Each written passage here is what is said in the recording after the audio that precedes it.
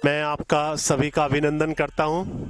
भायला योग महाविद्यालय भायला, ये हमारी एक संस्था जिसमें योग का एक पारंपरिक और जो हिमालयन योग की एक विशिष्ट परंपरा है, उस विशिष्ट परंपरा को हम लोग यहाँ पर अनुसरण करते हैं और उस परंपरा को अपने ध्यान में, अपनी साधना में उसको प्रैक्टिकली प्रत्यक्ष रूप से अनुभव करते हैं। ये आश्रम सन 2000 में पूज्यपाद गुरुदेव श्री राजपाल जी द्वारा स्थापित किया गया। वहाँ से जहाँ से एक नींव का पत्थर रखा गया, आज ये आश्रम अपनी पूर्ण विकसित स्थिति में है। तो मैं एक बार चाहता हूँ कि आप इस आश्रम का एक वर्चुअल टूर जिसको कहते हैं वो मैं आपका कराना चाहता हूँ। तो सबसे पहले मैं आपका एक परिचय कराता हूँ कि देखिए पीछे मेरे सामने गंगा की एक छोटी सी धारा बह रही है। ये गंगा की धारा यहाँ पर देख सकते हैं, ये गंगा की धारा है और हमारा जो आश्रम है ये गंगा की धारा के किनारे किनारे बसा हुआ है। आप देख सकते हैं यहाँ पर हमने भारतीय नस्ल की गाय रखी हुई हैं। आश्रम में जो साधक जो दूध और जो फल आदि का जो सेवन होता है, मतलब दूध आदि का जो फलाहारी हैं और दूध आदि का सेवन, ये हमारी जो गौशाला की गौ माता हैं उन्हीं के उस पर होता है। ये नंदी है हमारा। इधर में कुछ वृद्ध गौ माता हैं जो सेवार्थ के लिए रखी गई हैं, केवल वो सेवा के लिए रखी गई हैं। यहाँ पर हमने एक खुला स्थान भी बनाया हुआ है। जो छोटे बच्चे हैं उनको स्वतंत्र रूप से यहाँ पर छोड़ देते हैं इस स्थान पर। तो हमारा जो ये आश्रम है पूरी तरह से बायो इकोलॉजिकल सिस्टम पर बेस्ड है। हम यहाँ पर जो भी खेत आदि की जो भी कार्य होते हैं उसमें पूरी तरह से हम क्या करते हैं, हम बायो जो फर्टिलाइज़र है वो यूज़ करते हैं। यहाँ पर एक होज है, इस होज में हम गोबर को डाल देते हैं और इस गोबर से नीचे चला जाता है। इसमें एक पिट है, पिट में जाकर फर्मेंटेशन होता है। फर्मेंटेशन होने के बाद उससे जो गैस बनती है, आप देख सकते हैं यहाँ से गैस पाइपलाइन जा रही है और ये पाइपलाइन सीधे कहाँ जा रही है, ये पाइपलाइन हमारी जा रही है आश्रम में, रसोई में। और रसोई में जो कुकिंग हो रही है वो रसोई में कुकिंग इस बायोगैस से हो रही है। ये मेरे पीछे देखिए, मेरे पीछे आम का वृक्ष है, आम का बोर इस पर आया हुआ है और संभवतः अगले 2 महीने में आम के पूरा वृक्ष तैयार हो जाएंगे। पूरा जो है यहाँ पर जो है आम पूरा आता है। तो आप सभी का हम स्वागत करेंगे जब आम पूरा हमारा आश्रम में आएगा। तो आप जो है जून और जुलाई के महीने में आइए, तो हम जो है यहाँ पर साधना के साथ साथ जो हमारे प्राकृतिक रूप से और ऑर्गेनिक जो हमारे वृक्ष हैं जिस पर फल आ रहे हैं, इन फलों का जो है स्वाद लेने के लिए। तो ठीक मेरे पीछे सबसे पहले हम परिचय करवाते हैं यज्ञशाला का। यहाँ पर 5 यज्ञ वेदियाँ हैं, काफ़ी बड़े आकार की यज्ञ वेदियाँ हैं।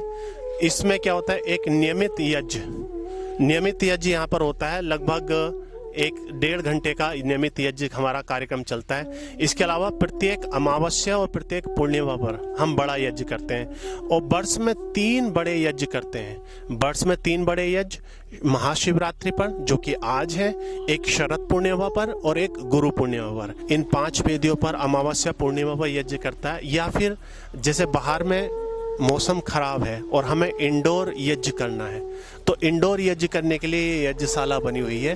5 बड़ी वेदियाँ हैं। एक यज्ञ वेदी पर 30 से 40 यजमान बैठ करके हवन कर सकते हैं, यज्ञ कर सकते हैं। क्योंकि हम ऐसा मानते हैं कि जो यज्ञ करने से आसपास की जो ऊर्जा है वो काफ़ी सकारात्मक और बहुत उच्च स्तर की बन जाती है। ये हमारा ध्यान कक्ष है। इस ध्यान कक्ष में प्रातःकाल प्राणायाम और ध्यान, उसके बाद आसन और ध्यान, सायंकाल में प्रवचन, त्राटक आदि की क्रिया, और इसके अलावा जो भी हमारे प्रवचन और अध्ययन वगैरह चलता है वो इसी हॉल में चलता है। और आज के दिन हम ये आपको वर्चुअल टूर करा रहे हैं आश्रम का, तो ऐसा संयोग बहुत कम मिलता है। आज हम यहाँ से देख सकते हैं ऊपर से ना, सारा ये जो आश्रम है, आश्रम में बाहर से काफ़ी अतिथि और यजमान लोग आए हुए हैं और सब यज्ञ कर रहे हैं। मैं चाहूँगा कि आप देखें इसे, ये यज्ञ चल रहा है और यज्ञ के साथ साथ क्या है कि यहाँ पर देख लेंगे यज्ञ हो रहा है। पूज्य गुरुजी उधर बैठे हुए हैं, गुरुजी भी आप देख सकते हैं। क्योंकि इस समय पर पैंडेमिक है और थोड़ा सा हमने भी बहुत ज़्यादा वो नहीं किया और अतिथि भी कम है, तो इसलिए हमने यहाँ पर केवल 12 वेदियों पर यज्ञ किया है। अन्यथा जो शिवरात्रि पर यज्ञ करते हैं वो लगभग यहाँ पर 30 वेदियों पर बैठते हैं। 500 से 600 यजमान हमारे हो जाते हैं। इस बिल्डिंग में जो साधक रहते हैं उन साधकों का आवास और रसोई जहाँ पर हम जलपान गृह है हमारा, जहाँ जलपान तैयार होता है और जलपान जहाँ पर हम करते हैं, तो यहाँ पर जलपान गृह और साधकों का मुख्यतः जो देवियाँ आती हैं उन देवियों के रहने की व्यवस्था यहाँ पर है। ये हमने इसमें डोरमेट्री भी है और 1-2 हमारे पर्सनल रूम्स भी हैं। तो इसमें जो है हम साधक जो देविया साधक हैं उनका आवास है और रसोई, और प्लस नीचे जो साधक यहाँ पर नियमित रूप से रहते हैं उनका एक कक्ष है जिस डॉर्मेट्री में वो रहते हैं। अपने यज्ञ के कार्यक्रम में अब अगर आप देखेंगे एक जो यज्ञ चल रहा है उस यज्ञ में एक विशेष प्रकार की आहुतियाँ, इस प्रकार का यज्ञ प्राय भारत में देखने को नहीं मिलता। जो यज्ञ है ये हमारी एक परंपरा है, क्योंकि गुरुदेव जो भी हमें सिखाते हैं उसका आधार हमने 4 चीज़ों को माना है।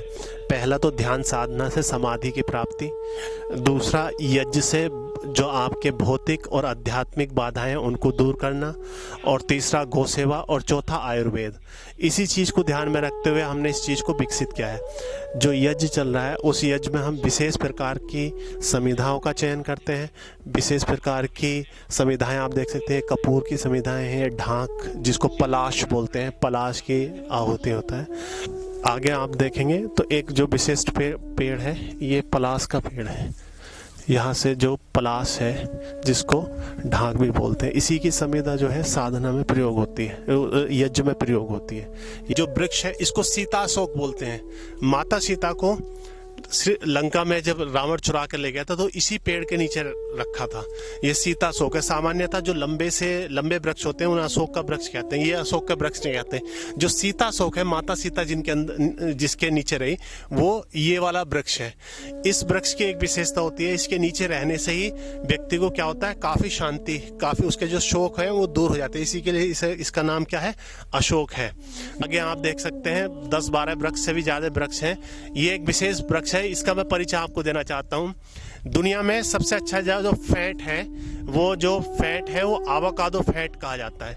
तो ये आवाकाडो का वृक्ष है। सामान्यतः भारत में ये वृक्ष दक्षिण भारत में कर्नाटक और तमिलनाडु की तरफ होता है, लेकिन बहुत दिनों तक प्रयास करने के बाद हमारे आश्रम में ये वृक्ष विकसित हो गए, और विकसित होने के बाद इन वृक्षों पर बहुत अत्यधिक मात्रा में फल आते हैं। और इसी वृक्षों के पीछे जो पूरे का पूरा बाग है, ये बाग है आंवले का बाग। आंवला आयुर्वेद में कल्प औषधि माना गया है, और आंवले के बहुत सारे प्रोडक्ट्स हम आश्रम में तैयार करते हैं। जो आश्रम में रहने वाले साधक हैं अथवा शिविर आदि में रहने वाले साधक हैं, उनको हम क्या करते हैं, उनको ये आंवले के जो प्रोडक्ट्स हैं वो देते हैं। जैसे हम लोग च्यवनप्राश तैयार करते हैं, बासावले तैयार करते हैं, च्यवनप्राश तैयार, बासावले तैयार। इसके अतिरिक्त आंवले के मुरब्बा भी तैयार करते हैं, आंवले की कैंडी तैयार करते हैं। तो पीछे में आप देख सकते हैं ये जो ग्रीन चारा, ये जो हरा चारा खड़ा हुआ है, ये हरा चारा सब ऑर्गेनिक चारा है। जो मैंने सबसे शुरू में बताया था आपका